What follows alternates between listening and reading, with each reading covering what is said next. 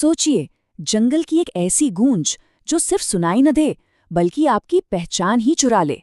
आज हम हिंदी कहानी जंगल की गूंज के इसी रहस्य को परत दर परत खोलेंगे और जानेंगे कि कैसे ये कहानी सदमे, यादों और पहचान के धागों को एक बहुत ही डरावने जाल में बुनती है।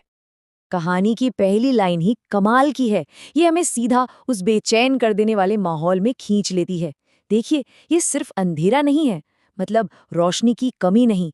ये एक ऐसा अंधेरा है जिसे आप महसूस कर सकते हैं, जो सांसों में चुभता है, और बस यहीं से डर की नींव पड़ जाती है। तो कहानी के पहले हिस्से में हम जंगल की एक अजीब सी खामोशी में उतरते हैं। ऊपर से तो सब कुछ ठीक ठाक लगता है, लेकिन हवा में ना एक अनकही सी बेचैनी है। और फिर सुनाई देती है एक सरसराहट। पर ये पत्तों की नहीं है, ये किसी और गहरी छिपी हुई चीज से आ रही है। तो ये हैं हमारे चार किरदार, आरव, मीरा, बीनू और साकेत। सफर से बुरी तरह थके हुए हैं और जंगल में एक शांत जगह पर रुकते हैं। पर शांति ज्यादा देर टिकती नहीं। उन्हें एक अजीब सी आवाज सुनाई देती है। ये पत्तों की सरसराहट तो बिल्कुल नहीं है, बल्कि एक धड़कन है। ऐसा लगता है जैसे पूरा जंगल ही सांस ले रहा हो। और बस डर की पहली परत यहीं से बननी शुरू हो जाती है। लेकिन वो धड़कन, वो तो बस एक शुरुआत थी। अब जंगल का असली भयानक चेहरा सामने आने वाला है, क्योंकि जो चीज अब तक सिर्फ एक एहसास थी, वो अब बोलने लगेगी। यहीं से कहानी का सुपरनैचुरल एंगल तेजी से बढ़ता है। और अब होती है डर की असली शुरुआत।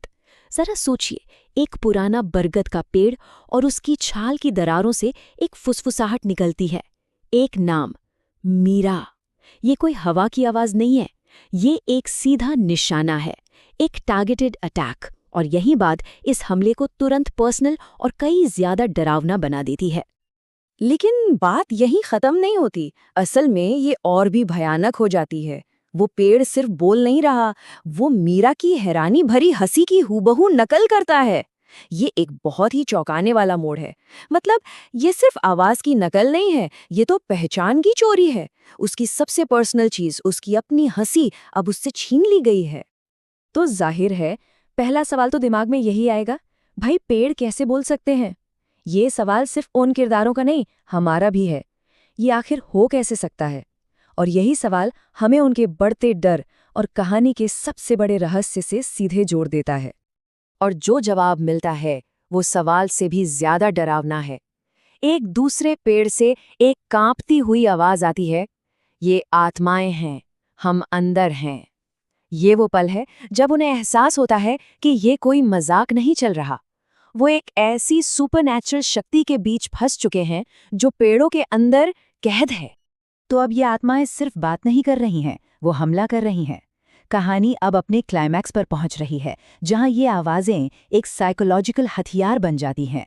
ये आत्माएं अब किरदारों के सबसे गहरे राज और दबे हुए दर्द को उन्हीं के खिलाफ इस्तेमाल करना शुरू कर देती हैं। और देखिए, ये हमला कितना शातिर और कितना पर्सनल है। जंगल की आवाजें हर किसी की सबसे कमजोर नस पकड़ती हैं। मीरा को अपनी माँ की डांट सुनाई देती है, आरव को अपने पिता की कड़वी बातें याद आती हैं, बीनू को अपने खोए हुए बचपन की हंसी सुनाई देती है, और साकेत, उसे तो वो सीक्रेट गाना सुनाई देता है जो उसने आज तक किसी को नहीं सुनाया था।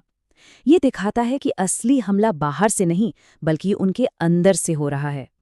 तो समझने वाली बात यह है कि असली डर इन आवाजों का नहीं है, डर है उन गहरी दर्दनाक यादों का जिन्हें ये आवाजें कुरेद रही हैं।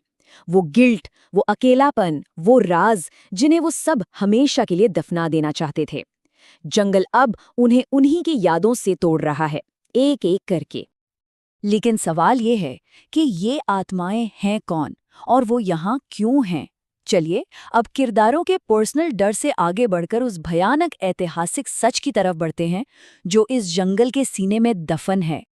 कहानी का सबसे बड़ा खुलासा एक सीधी, सरल और बेहद भयानक लाइन में आता है। पेड़ की आवाजें कहती हैं, लोगों ने हमें जिंदा दफना दिया। और बस ये एक लाइन सब कुछ बदल देती है। और यहीं हमें पूरी कहानी समझ आती है।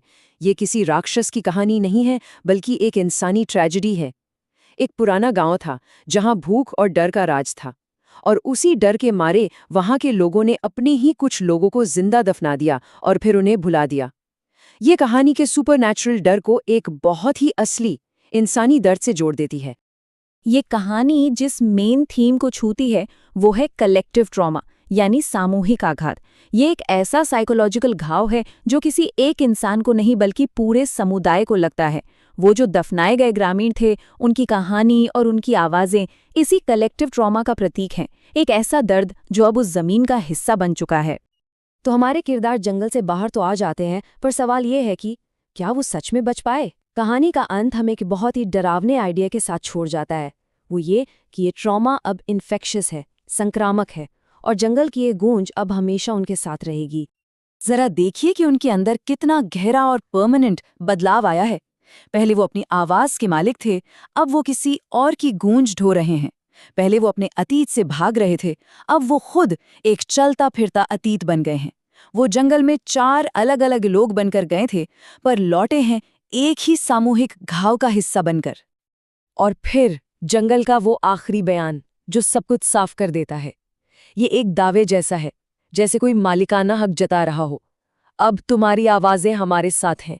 इसका सीधा सा मतलब है कि उन चारों का एक हिस्सा हमेशा के लिए चुरा लिया गया है और अब वो जंगल में ही कैद हैं। जंगल की वो गूंज अब हर किरदार के साथ उनकी दुनिया में लौट आई है। मीरा अनजाने में किसी अजनबी की आवाज दोहराने लगती है। आरव खामोशी से बस जमीन की जड़ों को घूरता रहता है। बीनू की हंसी अब वो पत्तों की सरसराहट की तरह टूटती है। और साकेत, वो सपने में खुद को एक पेड़ के रूप में देखता है। उस एक रात का असर अब उनकी जिंदगी का एक पक्का और डरावना हिस्सा बन चुका है। तो आखिर में कहानी का जो सबसे पावरफुल मैसेज है वो यही है कि दबाया गया ट्रॉमा, दफन की गई चीखें कभी मरती नहीं है। वो बस अपना रास्ता खोजती हैं और आखिर में बोलना सीखी जाती हैं। और ये कहानी हमें इसी एक गहरे सवाल के साथ छोड़ जाती है। एक ऐसा सवाल जो सिर्फ उस जंगल का नहीं है, बल्कि शायद हम सबका है। अगर सदियों से इस धरती में दबे हुए दर्द और चीखों को आवाज मिल जाए, तो वो सबसे पहले क्या कहेंगी? ये वाकई एक सोचने वाली बात है।